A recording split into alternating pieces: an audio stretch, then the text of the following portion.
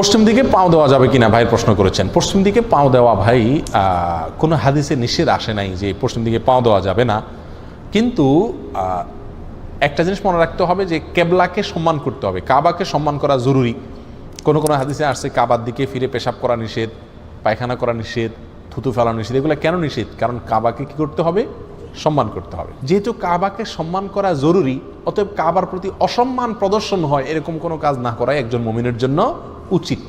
আর কোনো আচরণকে সম্মানজনক বা অসম্মানজনক মনে করা না করা, এটা নিতান্তই একটা পারিভাষিক বা সামাজিক বিষয়। আপনি ফিলিপাইনিদেরকে দেখবেন, ফিলিপাইনিরা যখন কথা বলে তো এরকম করে, দেখছেন?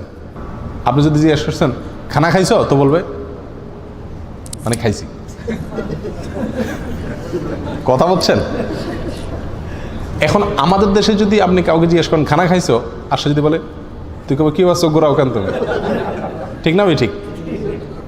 তো সম্মান দেখানো আর অসম্মান করা, কিসে সম্মান দেখানো হয়, কিসে অসম্মান করা হয়, কোন আচরণটাতে সম্মান দেখানো হয়, কোন আচরণটাতে অসম্মান দেখানো হয়, এই জিনিসটা নিতান্তই একটা সামাজিক বিষয়। এক এক সমাজে এক এক ধরনের আচরণকে মানুষ সম্মানজনক মনে করে, আবার এক ধরনের আচরণকে অসম্মানজনক মনে করে।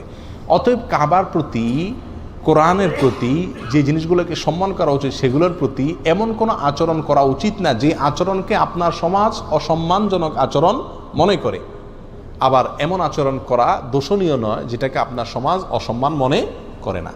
আরবের লোকেরা একে অন্যের দিকে পাও লম্বা করে বসলেও এটাকে দোষের মনে করে না। এমনকি পাও দিয়ে যদি লাথি লাগে তাও এটাকে দোষের কিছু মনে করে না। অনেক সময় একজন আরেকজনকে ডাকতেও পাও দিয়ে লাথি দিয়ে ডাক দেয়, হাত দিয়ে যেরকম আমরা ডাক দিই তারা পাও দিয়ে করে, কারণ এটা তাদের সমাজে দোষণীয় বিষয় না। বিধায় এখানে কাবার দিকে যদি কেউ পাও লম্বা করে বসে তাহলে এটা দোষণীয় হবে না।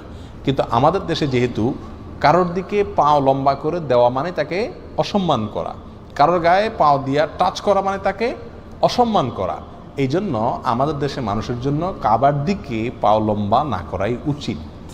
কারণ এটা আমাদের দেশে অসম্মানের একটা প্রতীক, অসম্মানজনক একটা আচরণ। আল্লাহু আলাম। পশ্চিম দিকে